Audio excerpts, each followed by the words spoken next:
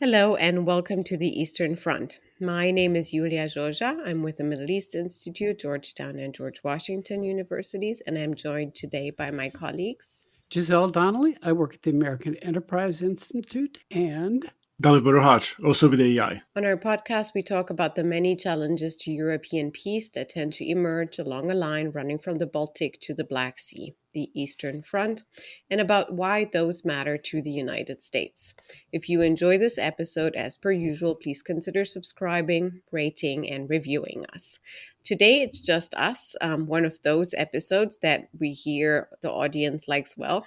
And we're trying to do a wrap up basically of the most important events on the southern part of the eastern flank or eastern front over the last few days, and looking into the next few days as the counteroffensive of Ukraine picks up steam. So the to-do list for today includes GLOBSEC, the most important think tank conference in Central and Eastern Europe of the year, where Dalibor just was, and he's returned in one piece. So we want to hear the impressions. And then just after that, we had the European Political Community Summit in Chisinau, Moldova, probably, well, for sure, the most important event that Chisinau has hosted in the last few decades. Before and after, we had the Turkish elections and then the inauguration of the old new leader of Turkey, and of course the counteroffensive. So why don't we get started with GLOBSEC and Dalibor? What are your impressions from there, and how did Macron seem? Julia, thank you. I mean, it was great to be back in Bratislava. It was my first trip back to my hometown since the beginning of the pandemic. Weather was great, food was nice. It was nice catching up with friends. GLOBSEC itself is a very impressive endeavor, I have to say. So from very humble beginnings, it has grown into a very sizable, important affair. I mean, I don't know, like probably is less high profile than Munich and Halifax, but it's not trailing too far behind, I would say. And by Central European standards, I would struggle to sort of think of a similar event, even in Poland or other Central European countries. It came on the back of a survey just released by GLOBSEC, the institute, which organizes the conference on attitudes towards the West, towards the war in Ukraine, in which Slovakia came really trailing behind its neighbors in a very depressing way. So you had the highest proportion of Slovaks among sort of citizens of countries of the region who are in favor of leaving NATO. A good third of Slovaks want to leave NATO. 69% of Slovaks think that supplying arms to Ukraine is just provoking Russia, and it's a higher proportion than in Bulgaria. And so it tells you something about the sort of fragility of the sort of pro-Ukrainian, pro-Western consensus that exists in the country. And so in that sense, GLOBSEC is doing, terrific work in sort of at least like socializing Slovak political elites to the realities of of the world, like by bringing in these sort of statesmen and policymakers and intellectuals from around the world, from the United States. So kudos to them. And now to Macron. but before we go to Macron, does that include Hungary? Yes, that includes Hungary. That survey? Yeah, that includes Hungary, Wow.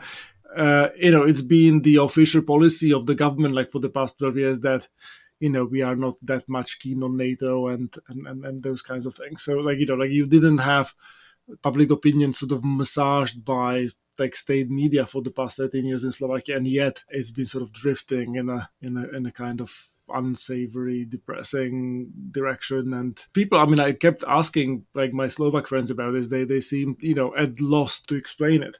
But back to Macron. So I was there at that session, which he's a very skillful politician. Clearly, this was not just a courtesy call. This was a real effort to make friends with Eastern Europeans. There was a lot of sort of verbal sort of outreach. We should have listened more, and we're too arrogant, and that kind of thing. And I think that's sort of that was well received. But I mean, the big substantive point that he made was that he understood that post-war Ukraine needed tangible, clear, strong security guarantees. I'm not quite sure what the exact wording was, but I mean, he was not, fudging the issue. And at the same time, he said that he didn't think there was a consensus within NATO on giving a sort of clear path towards alliance membership. To me, that raises this question of like what other like clear and tangible and strong security guarantees we can provide to Ukraine. Like, if you could have a plurilateral, guarantee, like if Poles and Americans and Brits, let's say, said that they would come to Ukraine's defense, would that be credible? In the same way, would that not be credible? I don't have an answer to that. If I may, I do remember his wording because he said something to the likes of, we need something more than Israel has, but not, we don't have enough, we don't have consensus yet for NATO. And this is exactly what I thought when I heard this.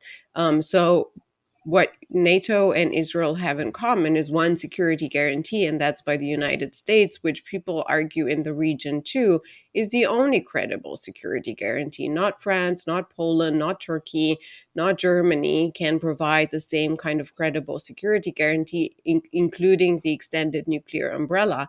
So I don't know, with the comparison that he has made, something in between this and that, what he actually meant by that, because I don't think French troops are ready to help Ukrainians fight Russians. He has the track record. Okay, he's a many times convicted felon when it comes to trying to substitute European autonomy or some other security structures, that amorphous. But the one thing that we do know about it is it's not meant to be led by the United States, or, I'm not even sure whether Macron envisages American participation. So we decode this as a helpful thing. He has always said nice things about, I'm sorry for insulting all you Eastern Europeans. Or Well, it's the first time. Well, okay, but we have to put this in the context of Macron's overall behavior, right? I think that's exactly right. So some of our friends, like Uli Speck on Twitter, provided a sort of very cynical read to this, which is that basically, he hasn't really changed his overall sort of ambitions, goals. He wants to be the one who will sort of negotiate the peace with the Chinese and Russians over the heads of everybody else. But in order to get there, he needs some buy-in from Central and Eastern Europe, and so this was one of the ways of getting that buy-in. And I mean, he did a really impressive job as a public orator at an international forum. I mean, I'll grant him that. And then he raised, I mean, like it's. I think there's a sort of real substantive question of like, okay, so what do politically feasible and sort of substantively tangible security guarantees to Ukraine look like? Like, what's the sort of like? They look like NATO and United States. Well, so, but like, is it like is that? But I'm not. But like, is that on the complexity. list, right? Like, so, like, if we can't bring Sweden into NATO, like, if at the Vilnius summit somehow we were to say at the end of the war Ukraine can get in, like, would that be believable? Like, is it like I'm not sure. At the next event that we're going to talk about, which is, by the way, Macron's invention, the event in Chisinau, there was a declaration signed between Zelensky and the Romanian president on Romania's support for Ukraine's membership in NATO. Clearly, Ukraine is trying to collect these in preparation of Vilnius to get something. But to me, the wording was exactly what Dalibor was mentioning earlier, because Romania signed this declaration, but the wording was, will support Ukraine's membership as soon as the conditions permit. That's exactly what is meant by that. What are the conditions? It's like, we will support Ukraine for as long as it takes. What is it, right? Is it the end of the war? What kind of an end of the war does it have to be? We're back to square one. And I think Macron is exactly talking around that when he makes comparisons with Israel. But maybe that's a good segue to turn to. I want to, before we go, I'm sorry. Okay. I mean, many. We won't leave Macron, we promise. Well, okay. The East European members of NATO likewise have a track record that makes one want to raise questions, and that goes back to the original round of NATO expansion, where we were supposed to be all for one for all, and they tossed Ukrainians out of the boat back in the 1990s, quite knowingly, with forecasts of what has come to pass since then. So, I mean, if I were Ukrainian, I would say maybe there can be sort of a coalition of the willing to NATO standards prior to full blown accession. But I would want to hug the United States as tightly as possible and as long as it takes. But like even then, like when you think that through, like, so if there were like an explicit alliance, like, US comes to your defense if you're attacked, like, if and think through like the politics of that in the United States, like if you tell voters that it's not even NATO as a collective who will come to defend Ukraine, but it will be the United States in isolation, like the sort of toxicity of that in the American context, like what would the sort of Trump, DeSantis, and others like make of that. They like all the rest of our alliances much better than they like NATO. These are the guys who want to defend Taiwan to the death. Wow. And so look, and so we have many bilateral formal treaty alliances. Some with some people that we wish we didn't have alliances with. No. I do appreciate that. It's just like I suppose, like, in order to that it is like, in some circles it's almost useful to sort of hide behind NATO. Oh, I don't. It would be preferable, to be sure, but I would just say Ukrainian security is fundamentally measured by the amount of American participation. NATO would be far better, but especially if some other unspecified security guarantees were a prelude to that. The first thing I would want to do, is, if I were Zelensky, is get the United States in the boat and hope the others will climb aboard. Yeah, even at large, and we keep talking around this, a lot of European security is dependent on what is happening here. And that's what would explain why every single transatlantic conversation ever since 2016, and now even more so, is started and ended by Europeans with, what about the United States? Is that a reliable ally? So it certainly is is an issue.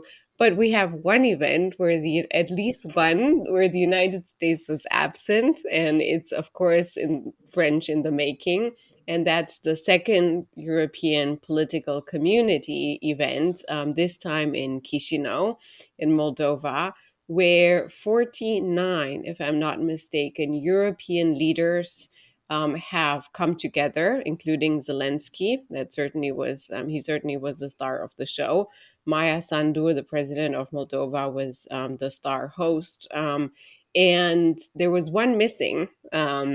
I'm already revealing the segue to later, and that was Erdogan. He was invited and he didn't come. But beyond the kissing and handshaking and hugging and the very nice background in Moldova, yes, it was excluding the United States. It was, however, welcome as an event to discuss certain issues. We saw the declaration that I just mentioned. And I thought it was interesting what Zelensky did. He had a meeting with Maya Sandu, and he asked the community, the European community and the international community, for a coalition for Moldova and Ukraine, and package a coalition for air jets and for Patriot systems. He even called it that.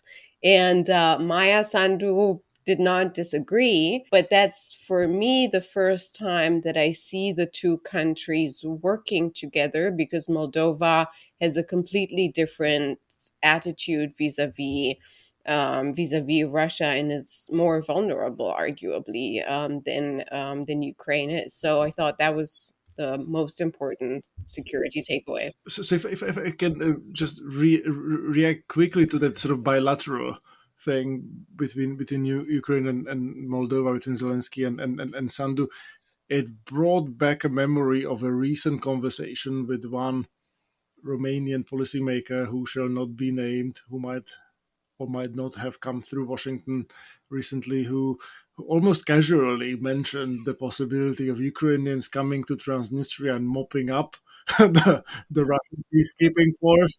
And it was, I mean, it was a sort of very arresting remark on his part. And to sort of see that brought back to light at the EPC summit was really interesting. And it was completely taken over by Russian propaganda. That was the interesting part too, because in Transnistria and in Gagauzia, the other sort of breakaway or attempted breakaway region within Moldova, there's attempts to create a referendum, a new referendum for independence. People are being sanctioned across Moldova by the EU. It came sort of as a package present in the context of the summit. And there was a lot of freaking out exactly around that. It sounded like tomorrow the Ukrainians will descend on Transnistria. They said, you Russians better leave now while the getting's good. That's basically what Zelensky said. Yeah. Well, yeah. You gotta like that. All right. That's Moldova. And then before we go to maybe Ukrainian counteroffensive, quickly on Turkey, we had the election. I was surprised to see here in Washington both Turkey experts and Turkey watchers, government and non-governmental, being very convinced over the last few weeks and months that Kılıçdaroğlu, the opposition leader, will win, and yet he didn't. And we had the inauguration just after the political community summit that, in terms of leaders, got more than double of what Erdogan got last time. A lot of regional leaders, but nevertheless. And what does that then mean? A lot of people asked for Black Sea Eastern Front policy. Unfortunately, as we can guess, more of the same. We know that Russia injected $5 billion into the Turkish economy last year to help out one of few remaining friends of Putin's, Erdogan. And so Putin must be happy that Erdogan has or is staying in power. Erdogan has created a lot of dependencies on Russia in one way or another. Some more justified than others, and that's probably going to continue. And at the same time, Russia cannot help Turkey enough. I don't think they have enough cash, because now the economy of Turkey is still, with all the help from the Gulf countries over the last few weeks too, in free fall, now being stopped at, I think, 40%, almost 40%. And so sooner or later, Turkey will have to go to the IMF, I'm guessing, and ask for Western help. Erdogan's nomination for the central bank heads seem to suggest that much. And then maybe it's time for the United States to discuss with Turkey what Turkey has to offer if they cannot consider changing their policy within the Black Sea region of keeping the West out. We know that Erdogan is transactional, and we know that he will need cash.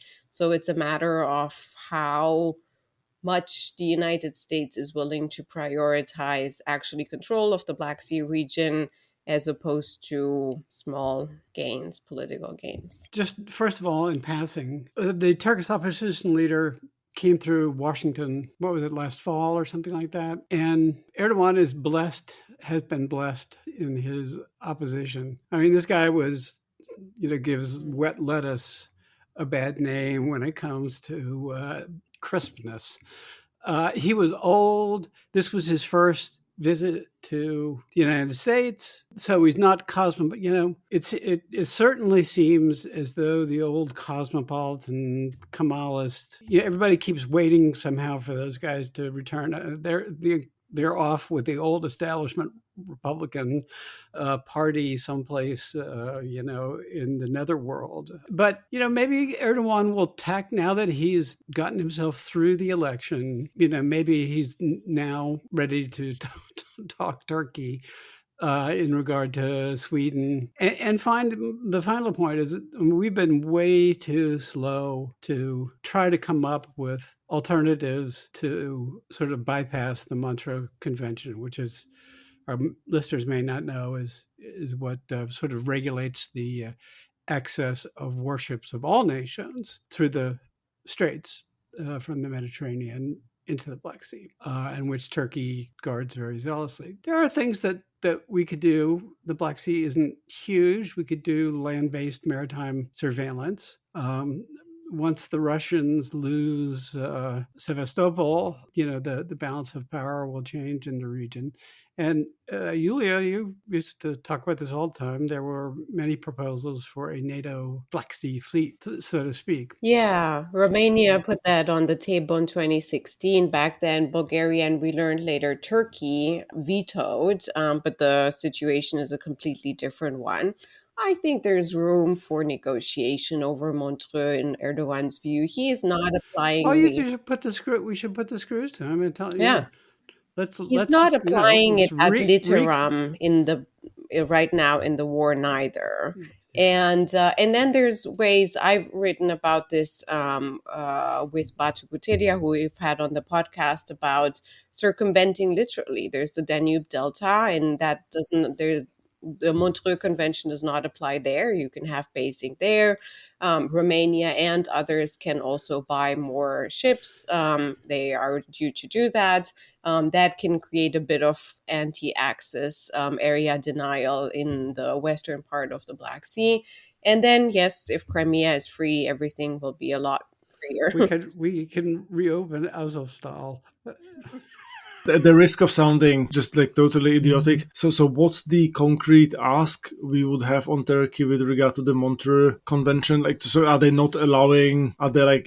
Is anybody was thinking like sending ships to the Black Sea, Americans, others, or and Turks wouldn't allow it, or? According to the Montreux Convention, there cannot be permanent basing of external countries in the Black Sea region. They're saying the Black Sea is for the Black Sea countries.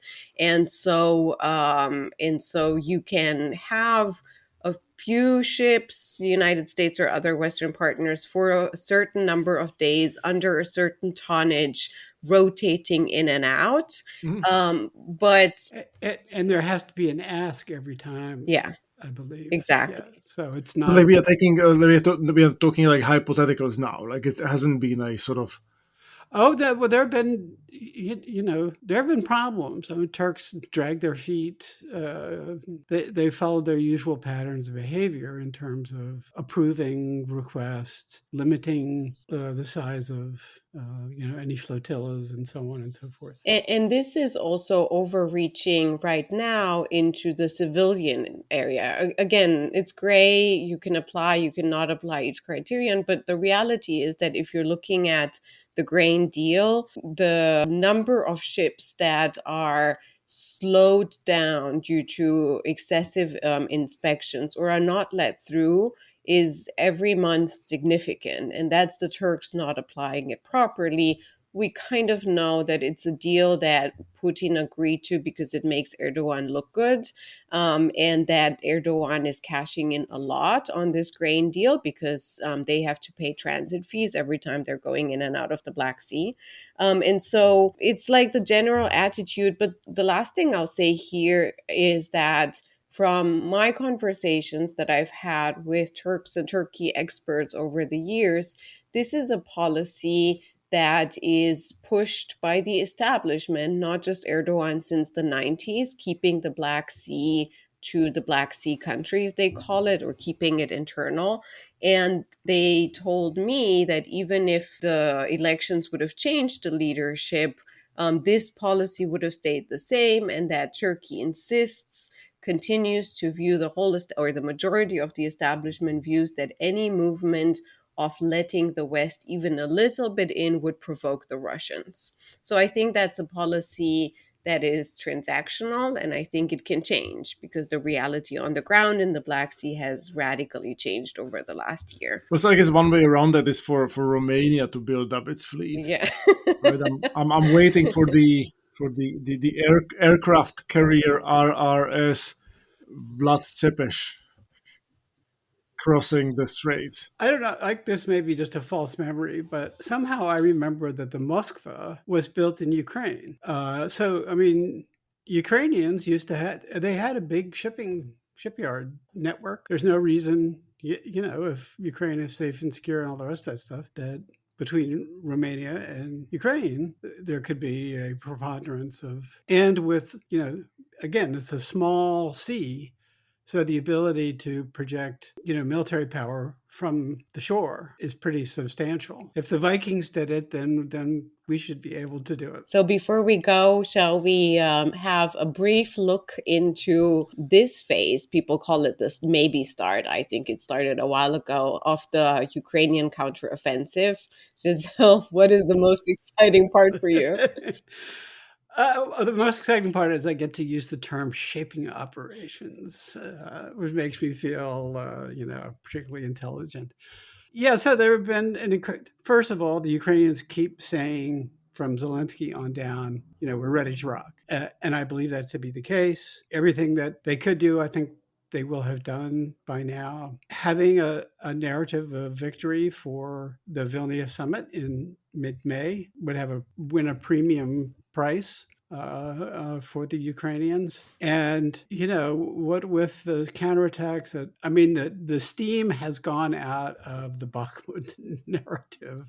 Like that is like a Chinese spy balloon sort of a situation there. So, things are sort of turning in a Ukrainian direction. And it's just important for them to seize that moment, maintain some momentum. And final point here, I think the win for the president, for the White House on the debt relief or debt service bill here in Washington bodes well for some sort of substantial Ukraine subsidy, which is going to be needed very soon. I mean, the drawdown authority for the president is coming to an end very shortly. But it makes me think that there's still a pretty good majority, even in the House of Representatives, for sustained Ukraine aid. So, it seems like the tide is turning in a Ukrainian direction these days. Dalibor, what's the most exciting thing for you as you're looking at the counteroffensive? Well, the news of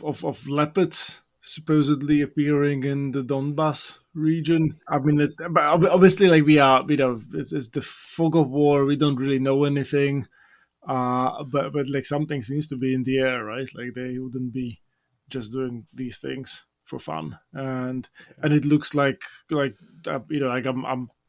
can't claim any expertise in this area, but it looks like Russians seem singularly ill prepared to sort of hold positions and respond. I mean, there were reports of like shooting between the Prigozhin Wagnerites and regular Russian forces.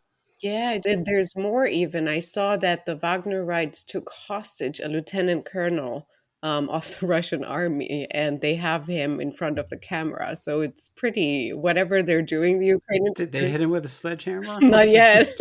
Not that I know of. If I could just, so the Russians have been making a big deal about the defensive lines that they've been preparing through the winter. There was a great, and all that you see these, satellite images and overhead drone footage of long lines of dragon's teeth, like this is the Westfall or something like that. But there was a delightful video on Twitter of a British Challenger tank with a plow in front of it, pushing aside these supposed dragon's teeth that the Russians put out. It reminded me of two things. It reminded me most of all of the Spinal Tap routine where they're going to do the song Stonehenge, and they order up, styrofoam triptychs a la Stonehenge, and they specify that the stones are supposed to be 10 inches tall instead of 10 feet tall. I'm sorry, that's a very obscure reference, which is probably over the heads of most of our sane listeners, or Well, we'll need to include the link in the show We'll put that notes. in the show notes. All right, so then we'll leave it at that, but we'll certainly keep our eyes on the Ukrainian counteroffensive and cover it as best as we can. And until then, from me, Yulia Zhozha, and my friends, Giselle Donnelly and Dalibor Haj. thank you for listening to the Eastern Front. If you enjoyed this episode, please consider subscribing, rating, and reviewing us. To stay up to date with the Eastern Front, please give us a follow on Twitter at Eastern Front Pod, one word, and sign up for a newsletter through the link included in the show notes. You can find more episodes and additional content on our website, ai.org, Apple Podcasts, Spotify, or wherever you get your podcasts. Thank you and goodbye.